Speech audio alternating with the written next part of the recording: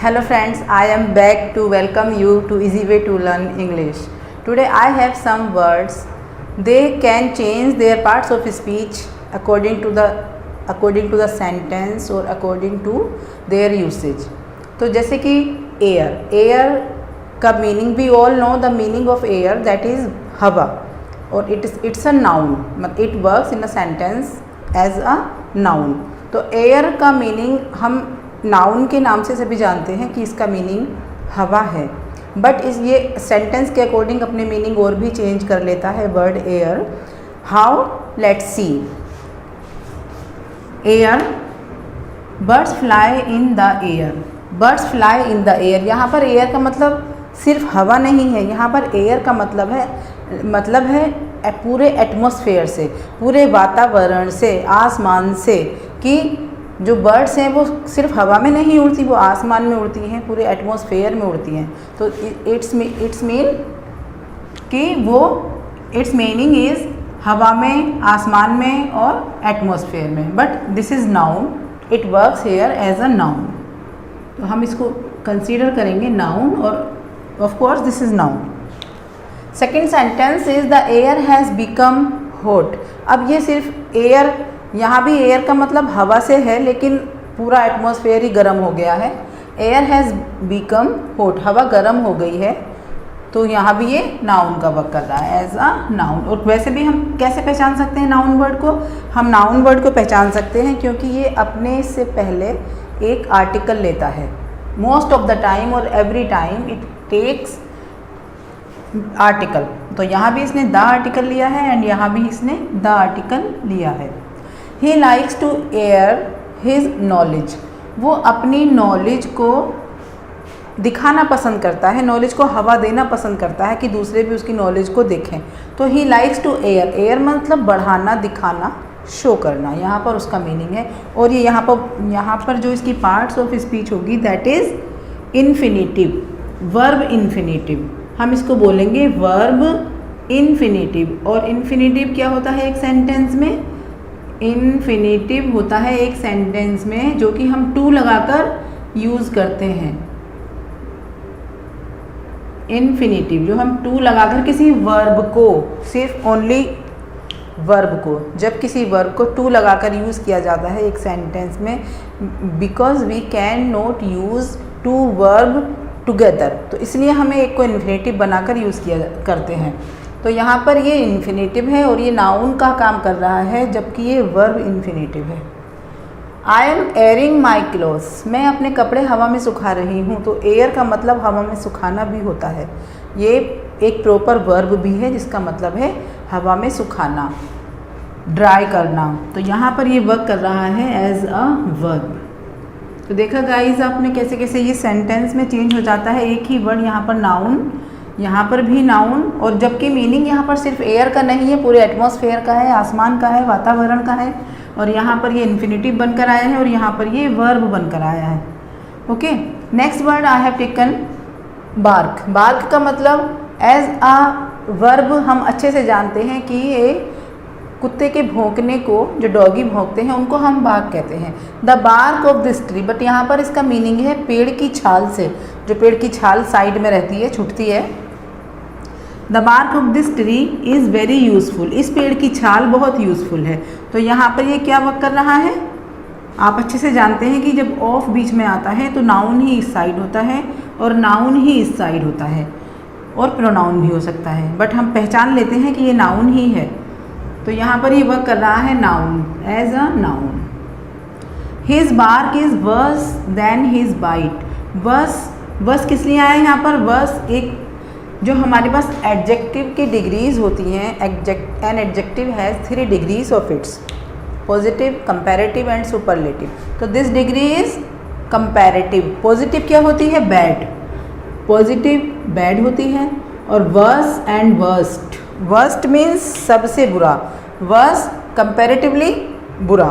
तो यहाँ पर इसका मीनिंग है his bark is worse than his bite. उसका जो भौंकना है, उसका जो बोलना है, वो उसकी बाइट से, जो उसका काटना है, उससे ज़्यादा बुरा है.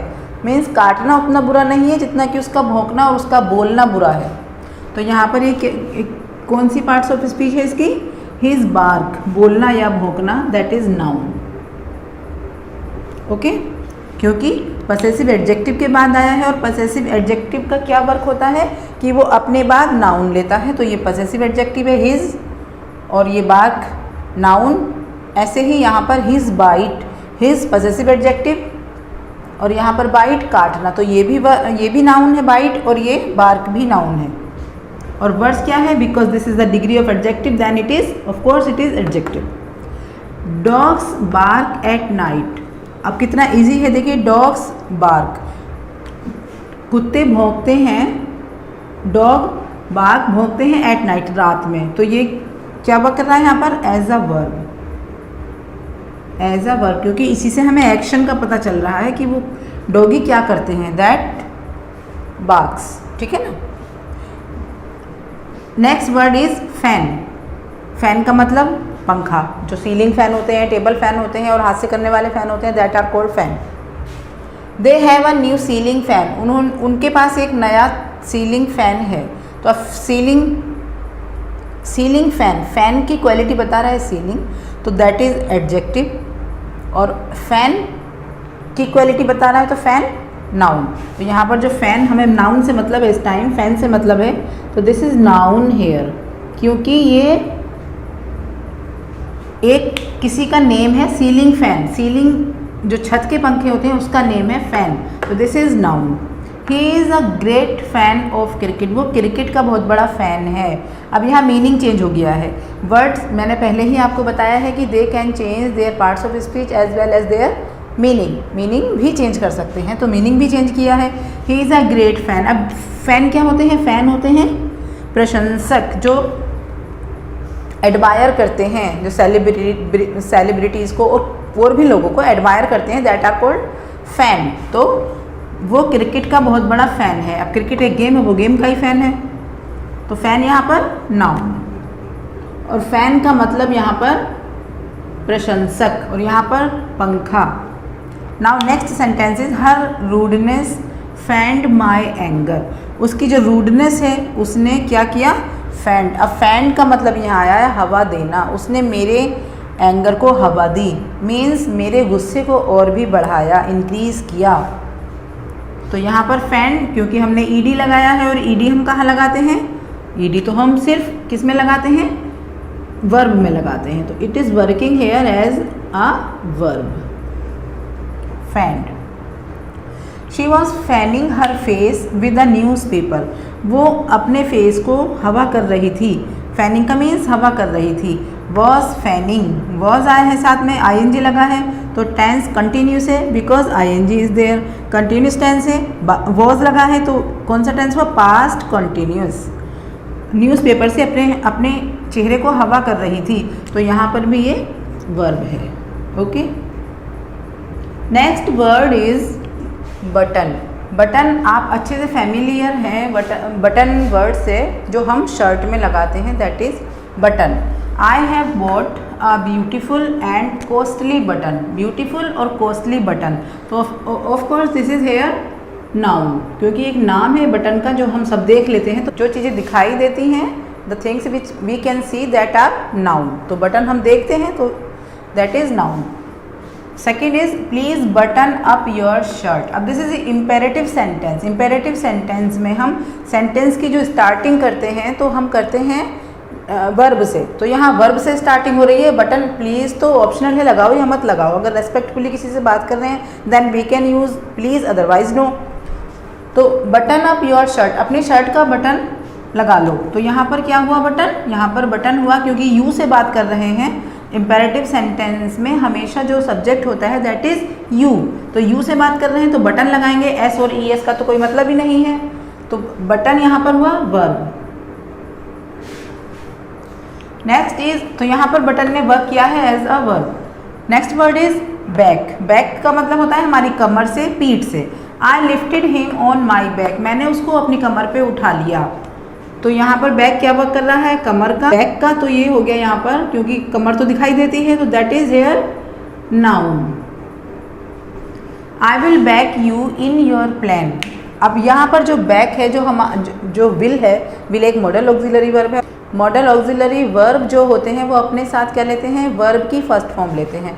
तो इसका मतलब बैक यहाँ पर वर्ब की फर्स्ट फॉर्म हुई, तो ये हो गया यहाँ पर जब वर्ब की ही फर्स्ट फॉर्म है तो वर्ब ही हुआ ऑब्वियसली। तो दिस इज हियर वर्ब। मैं तुम्हारे, और मीनिंग क्या हुआ इसका मीनिंग हुआ हेल्प करना, सपोर्ट करना। आई विल बैक, मैं तुम्हें सपोर्ट करूँगा इन योर प्लान, तुम्हारे प्लान में मैं तुम्हें सपोर्ट करूँगा। इसका एक मीनिंग सपोर्ट करना भी होता है बैक का। ही केम इन, इनका मतलब है यहाँ पर इनसाइड, अंदर आया, वो अंदर आया। थ्रू द बैक गेट, वो बैक गेट से अंदर आया। तो यहाँ पर बैक ने क्या वर्क किया, क्योंकि गेट को क्वालिफाई किया है, ठीक है ना। तो गेट को जब क्वालिफाई किया है, गेट के बारे में बताया है, कौन सा गेट, बैक वाला गेट, पीछे वाला gate. It is working here as an adjective. Okay guys, ये वर्ड्स आपने सुन ज़रूर रखे होंगे और कहीं ना कहीं पढ़ भी रखे होंगे, लेकिन मेरा मतलब सिर्फ ये नहीं है कि मैं आपको सिखा रही हूँ।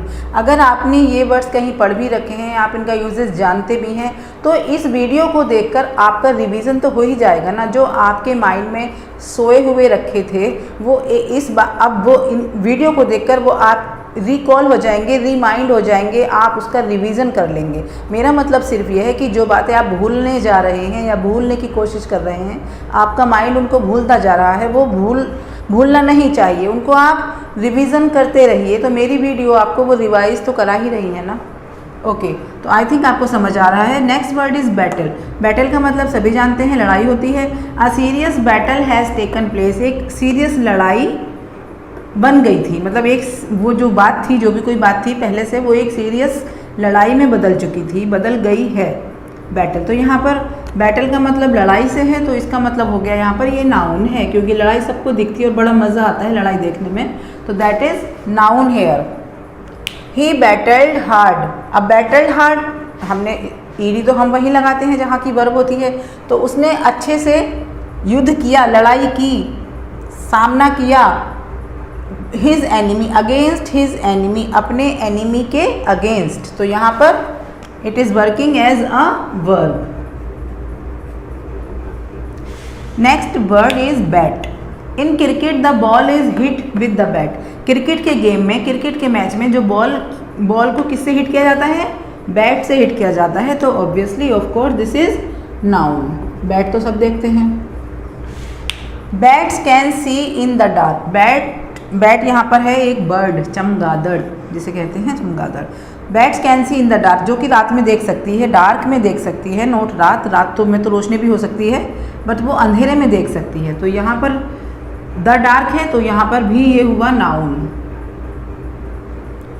Dhoni batted well in that match. उस मैच में धोनी ने अच्छे से बैटिंग की, बैट लगाए मतलब। तो यहाँ पर बैटेड क्या हो गया, यहाँ पर बैटेड में ईडी लगा है, तो दैट इज वर्ब। तो I think we are clear with it. Now my next word is wrong. Wrong का मतलब रोंग, गलत। इट इज़ रोंग आंसर, ये आंसर गलत है। तो रोंग ने क्या बताया यहाँ पर, रोंग ने हमें बताया आंसर के बारे में, आंसर को क्वालिफाई किया। तो ये हो गया रोंग यहाँ पर एडजेक्टिव, क्योंकि इसने आंसर को बताया कि आंसर सही गलत जैसा भी है वो इसने बताया कैसा है, तो adjective. He wronged me up saying I could never improve my work. He wronged me. अब यहाँ पर wrong का मतलब है गलत करना। wrong का एक एज अ वर्ब मतलब होता है गलत करना। तो उसने मेरे साथ गलत किया, मेरे साथ नाइंसाफ़ी की, ये कहकर कि मैं अपनी राइटिंग मैं अपना वर्क इम्प्रूव नहीं कर सकती। तो he wronged me, मेरे साथ गलत किया उसने, ठीक है ना। तो यहाँ पर क्या हुआ wrong, यहाँ पर wrong हुआ वर्ब, क्योंकि उसमें ईडी लगा है, एकदम से पता चल रहा है। You have spelt the word wrong. अब रोंग किसको क्वालिफाई कर रहा है यहाँ पर, वर्ड को, जो वर्ड की जो क्वालिटी है दैट इज रोंग, तो वो वर्ड रोंग है, तो यहाँ पर हो गया adjective. Again this is adjective है। तो I think it is clear guys. Now next word is milk. Milk is sweet, दूध मीठा होता है, सब जानते हैं दूध मीठा होता है, तो यहाँ पर ये नाउन। और मिल्क तो आपने देखा ही है, वाइट भी होता है, स्वीट एंड वाइट भी कह सकते हैं, और मीठा भी होता है, नाउन हो गया। Please milk the cow. अब जो काउ को हम जो दूध निकालते हैं, दूहने को, उसको भी हम मिल्क ही बोलते हैं। तो मिल्क द काउ, गाय को धो लो, उसमें से दूध निकाल लो, तो दैट इज वर्ब। यहाँ पर ये वर्क कर रहा है as a verb. Now next word is ring. He has a gold ring, उसके पास एक गोल्ड रिंग है, सोने की रिंग है, तो रिंग यहाँ पर हो गया नाउन, क्योंकि रिंग तो सबने देखी है जो हम हाथ में अंगूठी पहनते हैं, दैट इज नाउन। गोल्ड की रिंग है तो गोल्ड यहाँ पर एडजेक्टिव का वर्क कर रहा है। The bell rings at 10 AM, जो बेल बजती है कितने बजे बजती है? 10 AM, मॉर्निंग में 10 बजे। AM क्यों लगाते हैं? मॉर्निंग टाइम शो करने के लिए, और इवनिंग टाइम शो करने के लिए लगाते हैं PM। तो रिंग यहाँ पर verb. Ring me up tomorrow, मुझे कल कॉल करना, मतलब कल घंटी देना मेरे मोबाइल पर, तो रिंग मी, यहाँ पर रिंग क्या वर्क कर रहा है? As a verb. आपको मैंने अभी थोड़ी देर पहले भी बताया था कि जब सेंटेंस में सब्जेक्ट नहीं होता है, यू हिडन होता है और वो इम्पेरेटिव सेंटेंस होता है, तब वहाँ पर हम यू के साथ बात करते हैं कि you ring me up tomorrow, तुम मुझे कल फ़ोन करना, तो रिंग यहाँ पर वर्ब और सेंटेंस को वर्ब से ही स्टार्ट करते हैं। तो I think we are clear with it. आपको जो पुराना आपने कभी कभी पढ़ा होगा वो आपको सब क्लियर हो गया होगा, रिमाइंड हो गया होगा। Now let's have a look at today's proverb. Okay, देखते हैं आज की proverb. Today's proverb is killing 2 birds with 1 stone, एक ही तीर से, एक ही पत्थर से 2 चिड़ियों को मारना। और इसका जो प्रोवर्ब मीनिंग है दैट इज एक तीर 2 शिकार, एक ही तीर से 2 शिकार करना। तो I hope this is clear to you and you have understood today's chapter. तो गाइज, आप अगर आपने मेरे चैनल को सब्सक्राइब नहीं किया है तो प्लीज़ चैनल को सब्सक्राइब कर लीजिए, वीडियो को शेयर कीजिए, वीडियो को लाइक कीजिए। I will be back soon with a new chapter और new content. Keep sharing my videos and keep liking the videos, keep shining. I will be back soon with a new chapter. Till then, bye.